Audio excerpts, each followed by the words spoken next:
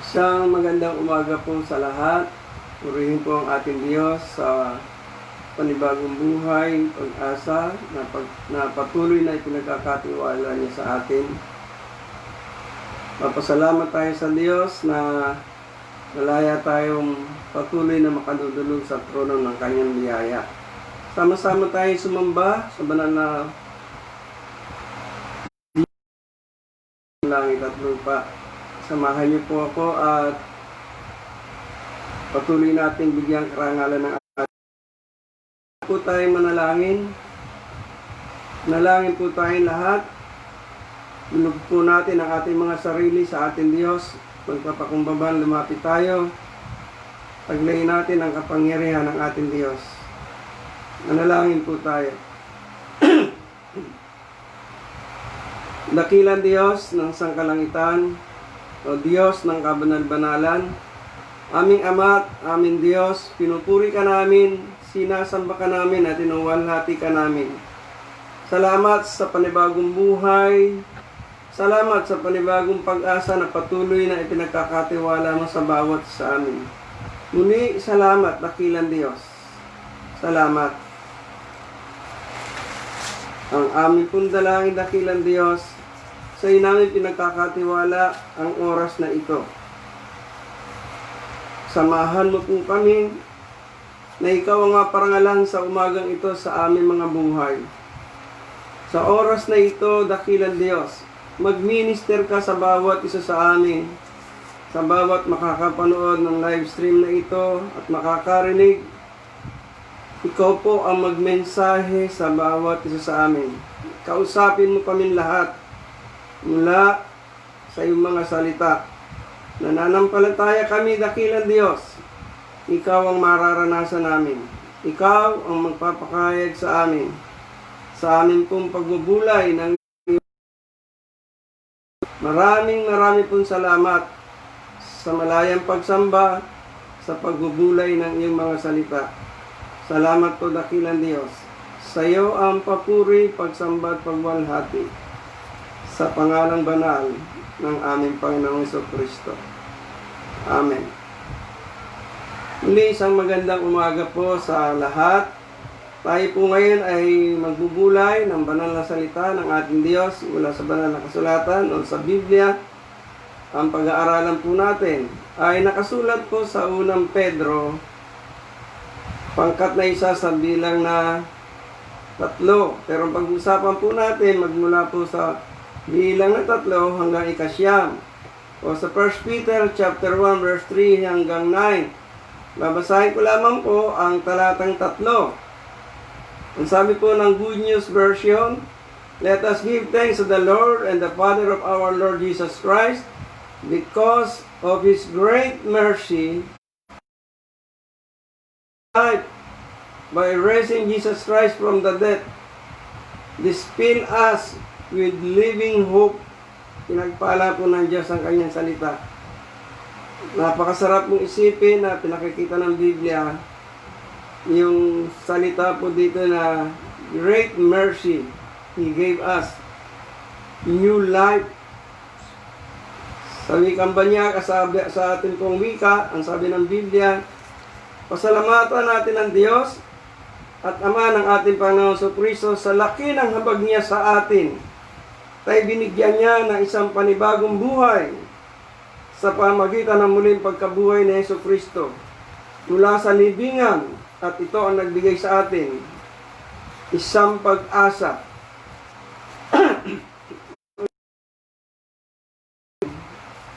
At naglagay po ako ng isang pamagat. Kinuha ko na po doon sa talata. Great mercy of God. Nasyado po napakalawak o napakalaki ng habag ng Diyos sa bawat isa sa atin. Sa ating pong kalagayan ngayon, ang nagbibigay ba sa iyo ng pag-asa kung ano yung meron tayo? O ano kaya ang nagbibigay sa atin ng pag-asa sa buhay? Alam po natin ngayon, iba-iba ang paraan ng tao sa pamumuhay. Kasi alam natin, hindi normal ang kalagayan ng mundo. Ang masakit nito, kahit dumadami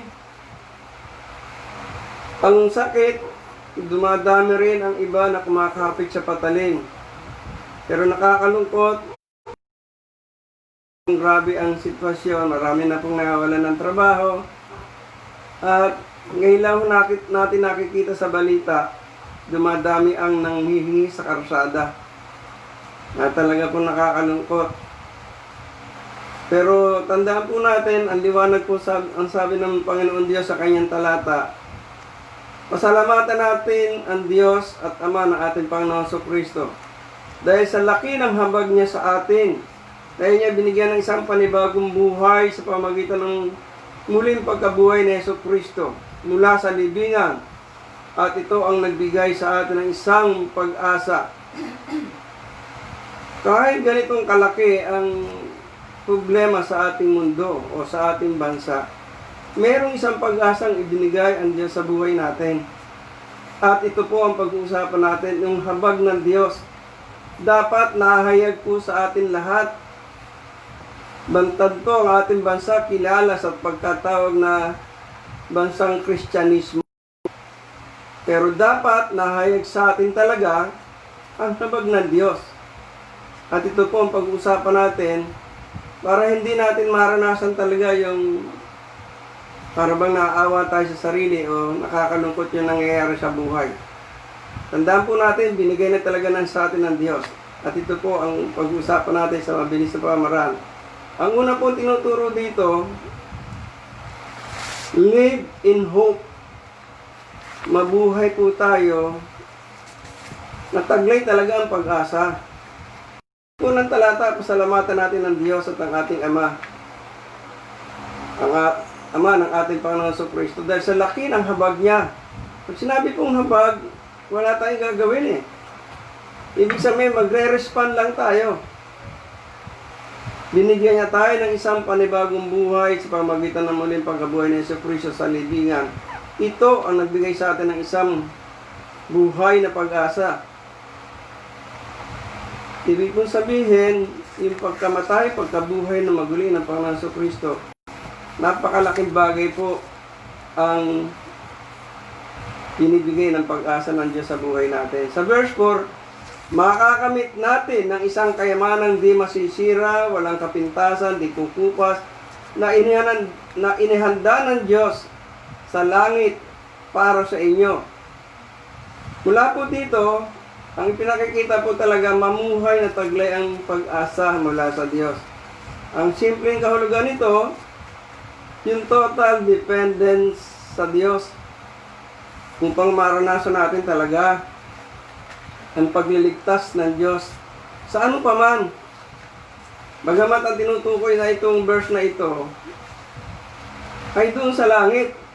Kung sa langit kaya tayong dali ng Diyos, dito sa lupa kaya din tayong alisin ng Diyos. Sabi ng iba, masyado nang grabe ang kalagayan ng mundo, ng hirap. Tulad po ng sabi ko, kung kaya tayong dali ng Diyos sa langit, kaya din tayong alisin ng Diyos sa hirap ng buhay dito sa mundo.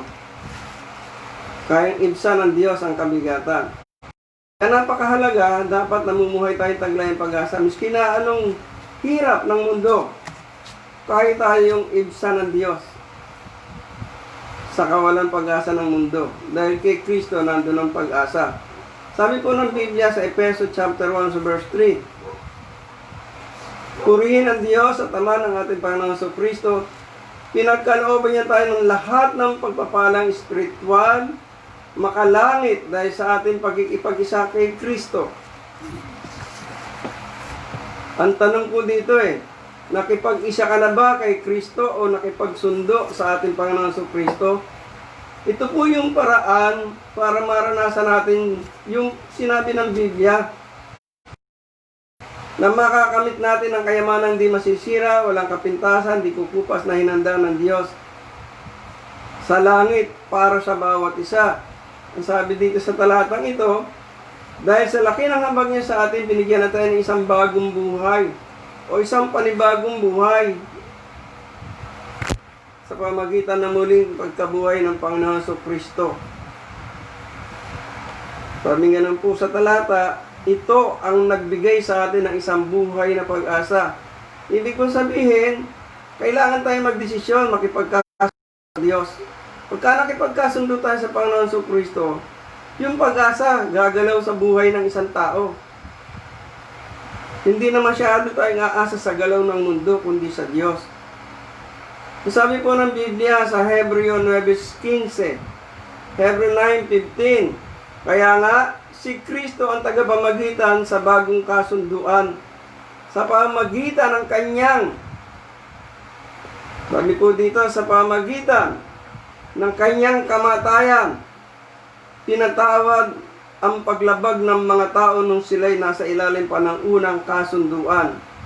Dahil dito, kakamtan ng mga tinawag ng Diyos ang walang hanggang pagpapala sa kanyang mga pangako. Ibig kong sabihin, nung unang panahon ng kasalanan ng tao, halos ang kapataruan ng kasalanan maghahandog ng tupa, pero pabalik-balik lang sa kasalanan.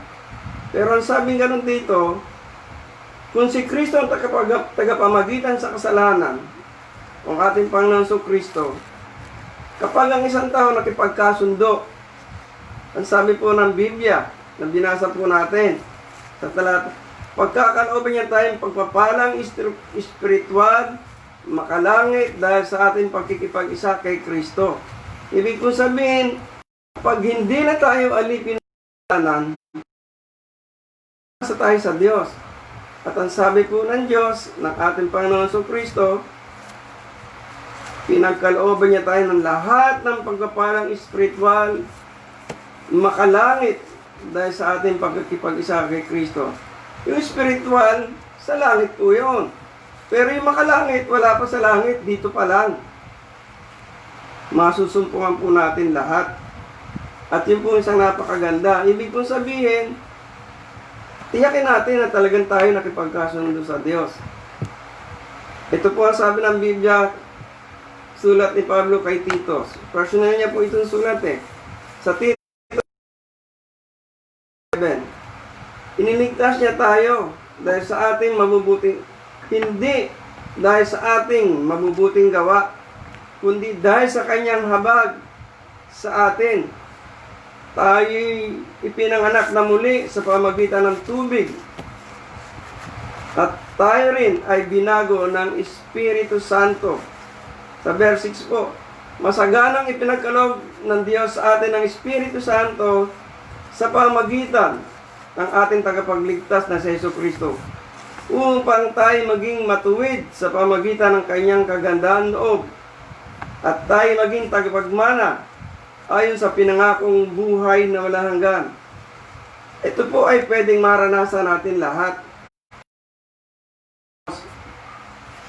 Yung kapanganakang muli ay dahil lang sa habag ng Diyos. Ibig sabihin, kailangan gumawa ang tao ng isang desisyon. Paano tayo makakapamuhay na may pag-asa sa Diyos kung hindi tayo nakikipagkasundo sa Diyos? Kailangan makipagkasundo o makipag-isa kay Kristo at mararanasan talaga ng isang tao ang totoong pag-asa. Ito po ang problema ng tao ngayon, pumapasok sa loob ng simbahan. Maraming nagsisimba kasi religious man. Pero tanungin mo, nakipagkasundo sa Diyos? Ibang usapan yon.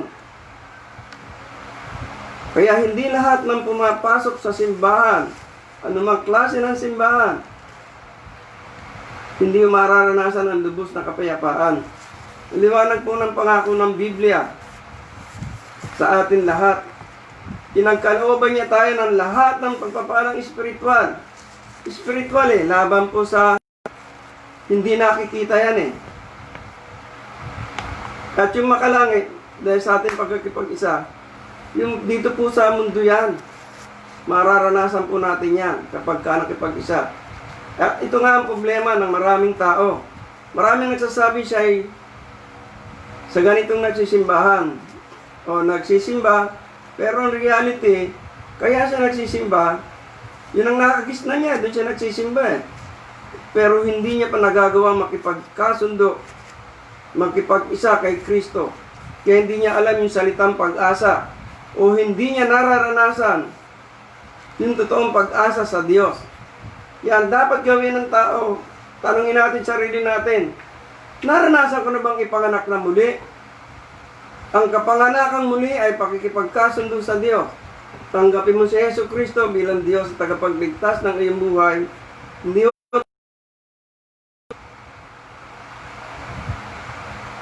Diyos ng iyong buhay. At ang kaligtasan pong ito, ang Holy Spirit po, ang Banal na Espiritu Santo, ibinigay sa atin upang tayo magtagumpay sa kasalanan at magiging tagapagmana tayong lahat ayon sa pangako ng Diyos. Kaya ito po yung unang magandang makita po natin para makapamuhay tayo na may pag-asa sa harap ng Diyos. Tiyakin natin na talagang nakipagkasundo na tayo sa Diyos. Natatalikuran na natin yung kasalanan natin, pagsisisihan yung kasalanan, tatalikuran yung kasalanan, at naharap sa Diyos, Panginoon, ikaw talaga ang pag-asa ko sa buhay. Hindi yung anong meron tayo sa buhay,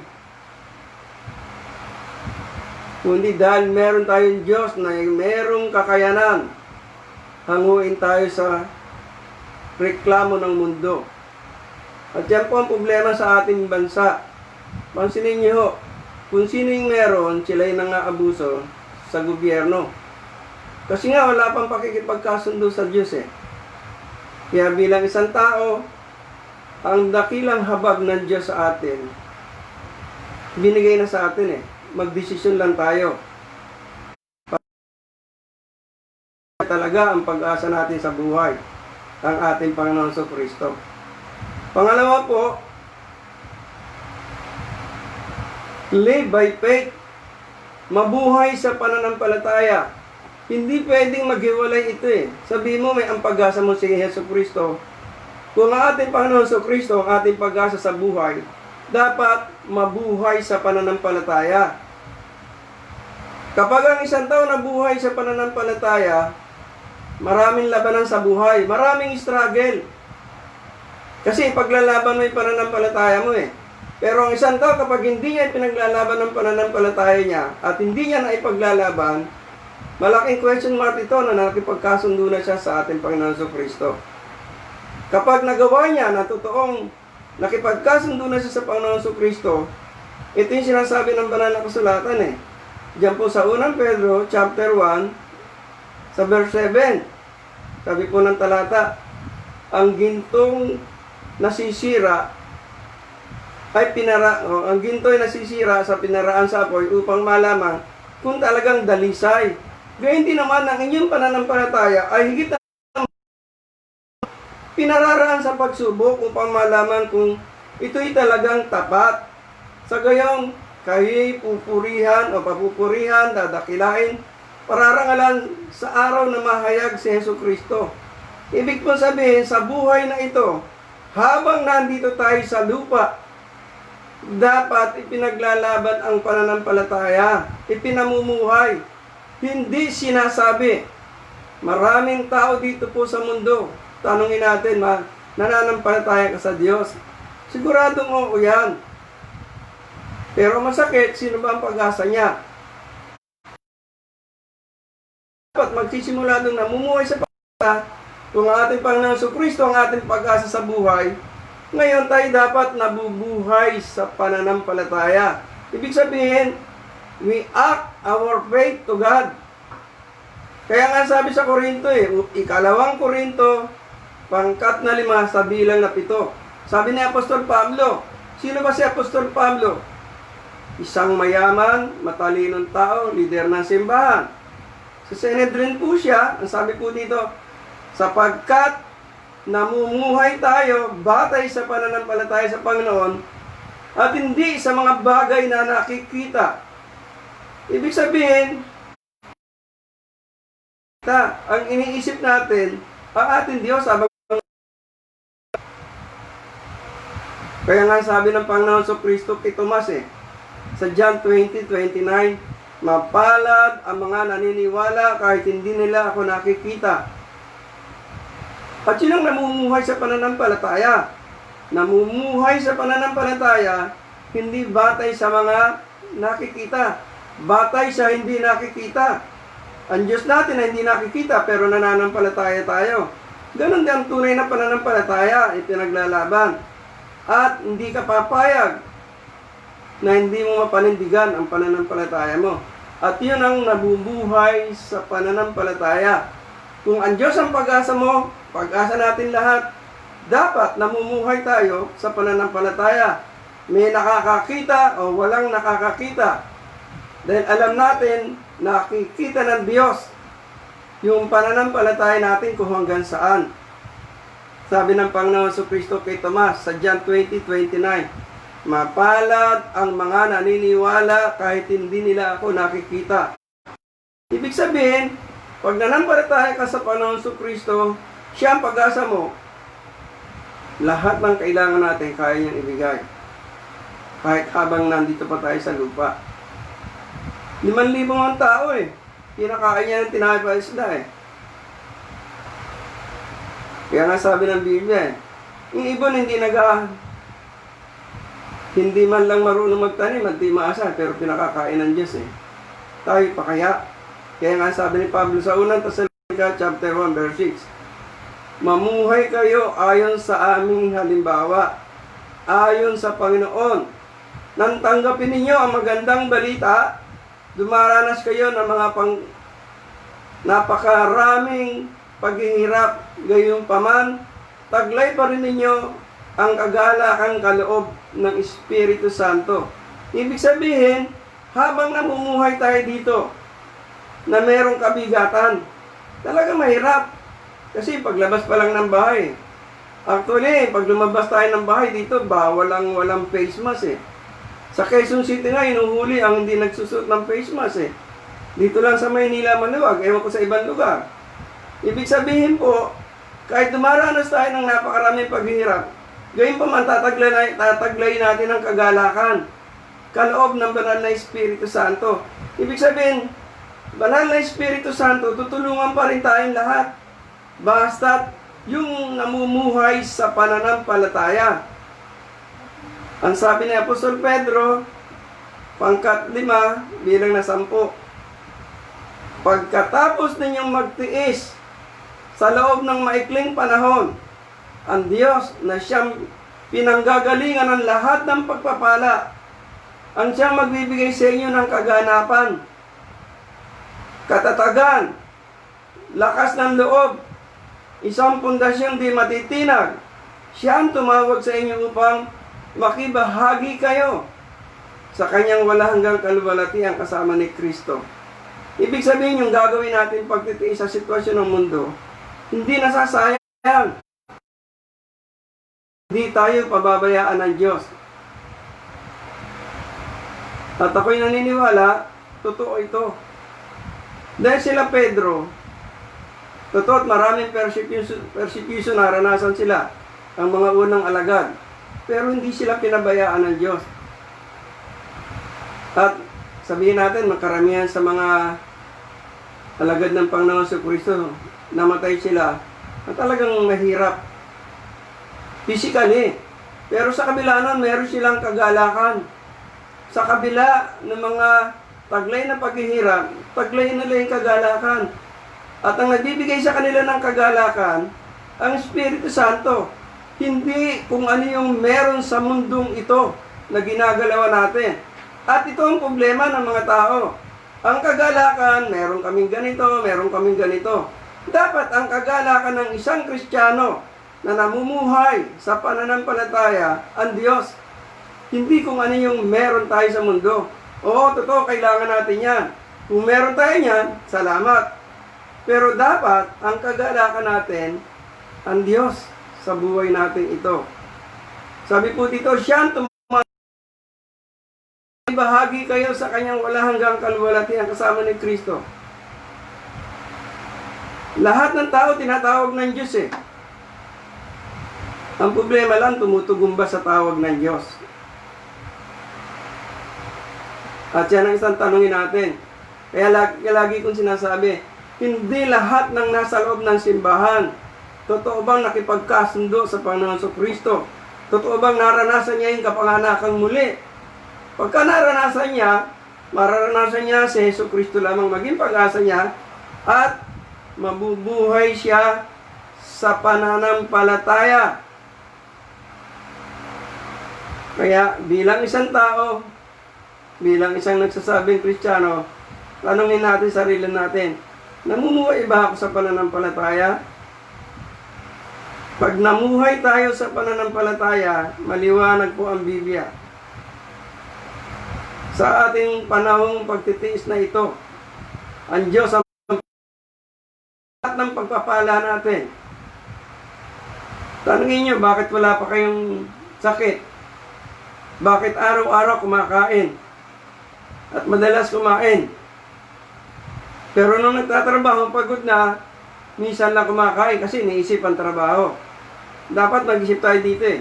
Sabi, siya ang magbibigay sa atin lahat ng pagpapala at magbibigay ng kaganapan, katatagan, lakas ng loob. Ang magbibigay nito sa atin ang Diyos. Basta't mabuhay lamang tayo sa pananampalataya. Pagka nabuhay tayo sa pananampalataya, mababawasan yung takot. Lalakas ang loob. Mababawasan yung panghihina. Kasi kahit pa paano manghihina ka dahil sitwasyon ng mundo. Pero doon tayo tatatag sa nakikita. Beyond that, nandyan ang Diyos. Nandyan yung pagpapala ng Diyos sa bawat sa atin. Kaya, bilang isang mananampalataya, mamuhay tayo sa pananampalataya upang mapagtagumpayan natin ang lahat ng tukso dito sa mundo. Upang maparangalan ng ating Diyos hanggang sa Kanyang muling pagbabalik. Masusupungan tayong nabubuhay sa pananampalataya. Mamuhay po tayo lahat sa pananampalataya. Bibigyan tayo ng Diyos ng tatag. Mapagtagumpayan ang lahat ng tukso dito sa mundo. Totoo po ang sinasabi ng Biblia. Kaya para po sa atin lahat, tanungin natin sarili natin, ulitin ko po. Nakipagkasundo ka ba totoo sa Diyos? Totoo bang nabubuhay sa pananampalataya? Kung hindi pa, the best na magagawa mo, manalangin ka, totally isuko mo ang buhay mo sa Diyos. 100%. At mararanasan mo talaga yung matatag, kalakasan. At yan po isang magandang magagawa natin. Ang pangatlo po, live focus to purpose. Itoon ang buhay sa layunin ng Diyos sa bawat isa sa atin. Hindi po tayo sinilang dahil sa gusto natin. Hindi dahil sa gusto ng Diyos. Hindi ka tinawag ng Diyos para sa gusto mo ng ganitong uri ng buhay. At mahalaga po ito. Mahalaga makita natin ang layunin ng Diyos. Pansinin po natin yung talatang binasa natin kanina. Dito po sa 1 Pedro chapter 5 verse 10. Pagkatapos ninyong magtiis sa loob ng maikling panahon, ang Diyos ang pinanggagalingan ng lahat ng pagpapala. Siyang nagbibigay sa inyo ng kaganapan, katatagan, lakas ng loob, at isang pundasyon di matitinag. Siya ang tumawag sa inyo upang makibahagi kayo sa kanyang walang hanggang kaluwalhatian kasama ni Kristo. Ang pagkatawag sa atin lahat ng Diyos, hindi yung buhay dito sa lupa, yung buhay kapiling ng Diyos. Para makarating tayo sa piling ng Diyos, ang Diyos din po ang pinanggagalingan ng pagpapala dito sa lupa. Para hindi tayo umatras, para tayo lumaban. Bibigyan tayo ng Diyos ng kaganapan. Ano ba yung kaganapan? Ng kabanalan ng Diyos. Bibigyan tayo ng tatag, lakas ng loob, isang pundasyon na di matitinag, yung pananampalataya. Hindi matitinag kung talagang paninindigan natin na tayo sa Panginoon Kristo. At pagka ginawa natin ito, ang pangatlong tignan natin, live focus to purpose. Ituon natin yung buhay doon sa layunin ng Diyos. Doon sa langit, lahat tayo dito sa lupa, angels tayo. Lahat tayo mamamatay. Hindi ito talaga ang tirahan natin. Hindi ito ang tirahan natin. Sa langit talaga ang gusto ng Diyos sa lahat ng tao. pero nasa atin ang desisyon. Binigyan tayo ng Diyos ng free will. Hindi ka, dito ka, hindi. Nasa atin ang desisyon. Pagka ginawa natin ito, dapat ipamuhay natin. Yun layunin ng Diyos. Ang sabi po dito sa 1 Pedro chapter 1 verse 9, sapagkat tinanggap ninyo ang bunga ng inyong pananampalataya, ang inyong kaligtasan. Ibig sabihin, pag si Kristo nakipagkasundo ka sa Kanya, sa ating Panginoon Kristo, dito pa lang mararanasan mo na yung kaligtasan. At ang layunin ng sulat nito sa atin, dapat bigyan natin ng pansin ang kaligtasan na kalaan. At maranasan natin ang regalo ng Diyos sa buhay. Ang layunin ito ng sulat ni Apostol Pedro na binigay ng Diyos para isulat dito sa Biblia. At tignan po natin ang layunin ito sa buhay natin. Imagine po natin lahat sa pagtugon natin sa Diyos, dito sa lupa, bibigyan tayo ng tatag, laban sa lahat, at hindi lamang sa lahat ng bagay na kailangan natin, ibibigay ng Diyos. Kaya, napakasarap. Habang tayo namumuhay sa pananampalataya dito, ituon natin ang ating buhay sa layunin ng Diyos. Kung mayroon tayong layunin sa buhay dito sa mundo, tama lang. Pero dapat priority natin yung layunin ng Diyos. Tugma natin yung layunin ng Diyos sa layunin mo sa buhay. Pagka nag-meet yan, lalo maganda. Kasi ang problema, alam na ng mga Kristiyano, yung pangako ng Diyos pero hindi naiintindihan minsan yung kahulugan ng sinabi ng mga talata. At yun po nakakalungkot. Ang sabi po ng Biblia, Yesu Kristo, sa John 16:22, gayon din naman, kayong nalulungkot. Sabi ko dito, gayon din naman kayo. Nalulungkot kayo ngayon. Ngunit tayong magkikita. Ulitin ko po. Gayon din naman kayo. Nalulungkot kayo ngayon. Ngunit muli tayo magkikita. At mag-uumapaw sa inyong puso ang kagalakang hindi maaagaw ni numan. Alam niyo po, pinagsasabihan ng Panginoon Kristo rito, mga alagad. Tayo yung nagsasabi, mga alagad ng Panginoon Kristo. Sabi ng Panginoon Kristo, gayon din naman kayo. Nalulungkot kayo ngayon? Nalulungkot Sabi, nainit na ako sa loob ng bahay. Kaya nagpupumiglas, lumabas. Pero sabi ng Panginoon, ngunit muli tayong magkikita at mag-uumapaw sa inyong puso ang kagalakang hindi maaagaw ni numan. Pagka tinuon natin yung layunin ng Diyos sa buhay natin, hindi papasok sa puso natin, sa isip natin ang kalungkutan. Ang layunin ng Diyos sa atin mag-umapaw na kagalakan Mula rito sa lupa hanggang doon sa piling. Sabi sa Efeso ni Apostol Pablo 1:14, ang Espiritu ang katibayan na makakamit natin ang pangako ng Diyos para sa atin hanggang sa kamtan natin ang lubos na kaligtasan. Purihin natin ang kanyang kaluwalhatian. Kaya sarap Pansinin niyo po sinabi ng Biblia, ang Espiritu ang katibayan makakamit natin ang pangako ng Diyos para sa atin. Ibig sabihin, ang Espiritu ng Diyos nasa puso ng bawat isa. Sa bawat Kristiyano, marami pang talata tayo pwedeng basahin ng Espiritu Santo ng Diyos nasa buhay ng isang tao, nasa puso ng isang tao. Hindi lang ang Panginoon Kristo nasa puso ng tao. Marami tayong talatang mababasa. Pero ito lang isang talatang ito, magandang maintindihan natin. Ang Espiritu ang katibayan na makakamit natin ang pangako ng Diyos. Kasi isinugo ng Panginoon ito, ang Espiritu Santo, o dumating dito para tayo ay gabayan, turuan, ang ministry ng banal na Espiritu at tayo iligtas hanggang kamtan natin ang lubos na kaligtasan. At ito ay isang napakaganda na pangako ng Diyos. Ibig sabihin dito po, sa pinag-uusapan natin pare-pareho, napakasarap na ito yung dakilang kahabagan ng Diyos. Ang kailangan lang talaga natin yung totoong response sa Diyos. Nabuhay tayo sa pag-asa sa Diyos, mabuhay tayo sa pananampalataya, ituon natin yung ating paningin sa layunin ng Diyos sa buhay natin. At ang sabi ng pangako ng Diyos, sa unang Pedro, pangkat na 5 sa bilang na 4, pagparito ng pinunong pastol, ay tatanggap tayo ng mawalhating koronang di kukupas kailanman.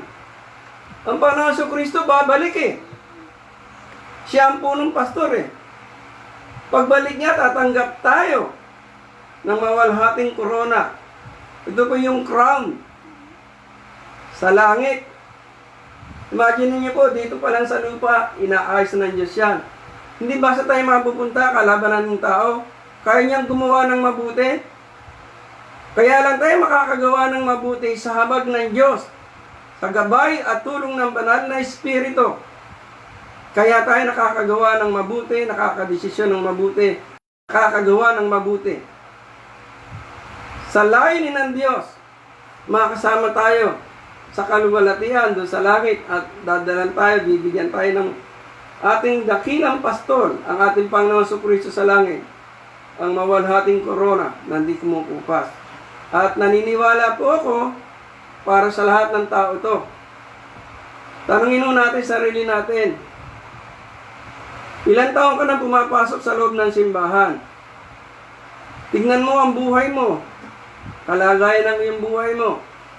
Sinasabi mong Kristiyano ka, naranasan mo ba ang gabay ng banal na Espiritu Santo? Nagagawa mo bang makapamuhay sa pananampalataya? Baka hindi, laman lang ng isip mo, pero hindi mo magawa. Ito yung pagkakataon, makagawa tayo ng desisyon sa buhay nating ito. Sinasabi mong Kristiyano ka, pero ang ginagawa mo, hindi gawain ng Kristiyano. Tanungin po natin itong lahat sa ating sarili. Sa lahat po na nakarinig ng ating pinag-usapan, o sa ngayon nanonood, kamusta ang kalagayan ng buhay mo? Bakit puro problema? Baka hindi mo pa nararanasan makipagkasundo sa Diyos. O sabihin natin, Kristiyano ka, bakit di ka makahinga? Baka hindi mo talaga isinusuko ang buhay mo sa Diyos. Hanggang sa isipan lang. Ang dakilang kahabagan ng Diyos ay regalo ng Diyos ng mga nakipag-isa sa ating Panginoon Kristo. At sa lahat ng nakipag-isa sa Kanya, dapat ilagak natin sa Kanya ang ating pag-asa. Mabuhay sa pananampalataya. At ituon sa Kanya ang ating sarili sa layunin sa buhay. Ang tanong ko po ngayon, bago tayo magtapos, gusto mo bang italaga ngayon ang buhay mo sa Diyos? Sabihin mo sa Diyos. Bago mo italaga, hingin mo ng tawad sa Diyos yung mga nagawa mong desisyon na labag sa prinsipyo ng Diyos. Sa lahat po na magsasabi, Panginoon, gusto ko pong italaga ang buhay ko, nais ko pong makipagkasundo sa iyo. Anayahan ko po kayong sumunod sa maikling panalangin. Gawin po natin ito na nagmumula sa ating mga puso. Huwag po kayong mahiya kung mayroon kayong katabi. Huwag kayong mahiya. Ang mahalaga, yung kalagayan natin sa buhay. Isang araw, haharap tayo sa Diyos. Sabi po ng talata, pagparito ng pinunong pastol, ay tatanggap kayo ng mawalhating koronang di kukupas kailanman. Ito po ay para sa lahat ng ipinanganak na muli, sa mga nakipag-isa kay Kristo. Yung ang kanyang pag-asa ay ang ating Panginoon Kristo. Siya ay namumuhay sa pananampalataya, nakatuon sa plano ng Diyos sa buhay niya. Hindi ho sa lahat ng pumapasok sa simbahan. Ang tanong, gusto niyo pong manalangin? Sunod lang po kayo, tayong lahat, ayun mo po, manalangin tayo. Panginoon, salamat sa katwiran at katotohanan. Great is your mercy, O God. Salamat sa kahabagan mo, meron kaming kaligtasan. Buksan mo, Panginoon, ang isipan ng bawat isa nakarinig ng iyong salita. Sa oras na ito, paunawa mo po sa bawat isa na nakarinig ng iyong salita. Abutin mo po sila lahat. Sa lahat po na magsasabi sa Panginoon Kristo, sa ating Diyos ng sangkalangitan, sa gabay ng banal na Espiritu, aniya ko po kayo sumunod sa panalangin Gawin niyo po ito na bukal sa inyong puso. Manalangin po tayo. Amang banal na nasa langit, Diyos ng kabanal-banalan, sa pangalan mo po, Panginoon Jesucristo, nagpapakumbaba akong lumalapit sa iyo. Patawarin mo po ako sa lahat ng aking pagkukulang. Mula ngayon, sinasampalatayanan ko, nilinis mo ng aking buhay. Pinawi mo na lahat ng karumihan sa puso ko. At mula ngayon, Panginoon, isinusuko ko sa iyo ang aking buhay ng buong puso, isip, kaluluwa at lakas. Salamat, Panginoon Jesucristo. Inialay mo ang iyong sarili hanggang sa kamatayan sa krus ng Kalbaryo. Sa pagkamatay mo at pagkabuhay, ikaw namagitan sa Ama upang kami maging malinis. Salamat, ikaw ang namagitan sa akin, Panginoon Jesucristo. Mula ngayon, bigyan mo po ako, Panginoong Jesucristo, ng isang bagong puso, isang bagong pusong nagpapasakop sa iyo. Mabibigyan ka ng karangalan sa buhay kong ito. Nananampalataya po ako. Mula sa oras na ito, ikaw na ang mangangasiwa sa aking buhay. Salamat po sa pangalan mo po, Panginoong Jesucristo. Amen. Magpatuloy tayo sa panalangin. Aming Ama at aming Diyos, patuloy kami nagpupuri, nagpapasalamat sa katwiran at katotohanan ng mga salita mong ito na aming binasa. Pagpalain mo dakilang Diyos ang lahat ng nakarinig at makakarinig pa ng aral mong ito. Pagpalain mo sa kanila mga puso at isipan, makagawa ng desisyon ng tama at gabay, at mula sa oras na marinig nila, maging ikaw ang kanilang pag-asa, mamuhay sa pananampalataya, nakatuon ang buhay sa layuning pagkatawag mo sa amin. Salamat, pagpapalain mo po ang lahat. Maging kani-kanya namin pamilya, ihanda mo po sa aral na ito. At dalangin namin, dakilang Diyos, pagpalain mo po ang aming bansang Pilipinas. Ang buong mundo, pagpalain mo po. Tulungan mo po ang mga eksperto sa paggawa ng gamot laban sa COVID-19. Kinikilala po namin, sasangkapan mo po ng kaalaman, karunungan ang mga lingkod mong ito na lumilikha ng gamot laban po dito sa pandemic na ito. Salamat po. Ngayon pa lang sinasampalatayanan na po namin. Gagawa ka po ng hakbang sa mga eksperto, mga taong gumagawa ng gamot. Salamat din po sa aming Pangulo sa mga desisyong ibinibigay mo sa kanya. Patuloy mo po samahan ng aming Pangulong Rodrigo Duterte. Pagpalain mo siya, samahan, ingatan, at kalingain. At patuloy na sangkapan mo siya ng karunungan na mula sa iyo, dakilang Diyos. Maranasan niya ang pangangasiwa mo. Samahan mo rin ang kanyang cabinet member. Ipaunawa mo po sa kanila na sila ay naglilingkod sa tao. Maging sa mga senador, sa congressman, maging sa mga governor, sa mayor, hanggang sa mga konsyal, hanggang sa barangay. Sa mga teacher, Panginoon, ingatan mo po sila, sa lahat ng doktor, sa lahat ng frontliner, sa mga pulis, sa mga sundalo, sa Air Force, sa Navy, maging, Panginoon, sa Army. Pagpalain mo po, Panginoon, ang mga lingkod mong ito. Maranasan nila ang lubos sa pagkalinga. Pag-iingat na nagmumula sa iyo. Sa lahat ng frontliner, Panginoon, nananampalataya kami. Lubusan mo silang pagpapalain. Pagpalain mo rin po, Panginoon, ang lahat na ginagawang live stream sa araw na ito. I-bless mo ang iyong mensahe. Makita ang pag-ibig mo. Makita ang pagmamalasakit mo. Hindi yung mga nakikitang naghahayag ng salita mo, kundi yung makita ang kapangyarihan ng iyong mga salita. Pagpalain mo rin, Panginoon, ang buong kapatiran sa iglesia po ng IRM, sa kalaganapan, maging nasa ibang bansa, lalo po ang aming tagapanguna, ang Pastor Nemi Martin, o si Bishop Nemi Martin. Pagpalain mo po siya at maranasan ang lubos ng pagkalinga mo. At maging, Panginoon, ang iglesia ng kaunlaran, ipakita mo po sa kanila ang kahalagahan ng bagay na ito. Ibangon mo po ang aming mga kapatid na nawalan ng trabaho. Magbukas ka ng panibagong trabaho sa buong kapatiran. Salamat, pinagpala mo po kami lahat at patuloy na pagpapalain. Salamat, ikaw ang magbabasbas sa bawat isa sa amin. Salamat, pinagpala mo na po kami lahat. At sa iyo, dakilang Diyos, ang papuri, pagsamba at pagwalhati. Sa pangalan mo po, Panginoon Kristo. Amen, amen, and amen. Muli, isang magandang umaga po. Salamat po sa Diyos sa pagkakataon na tayo nakapagbuhay ng kanyang salita. Purihin po ang ating Diyos. Isang magandang umaga po.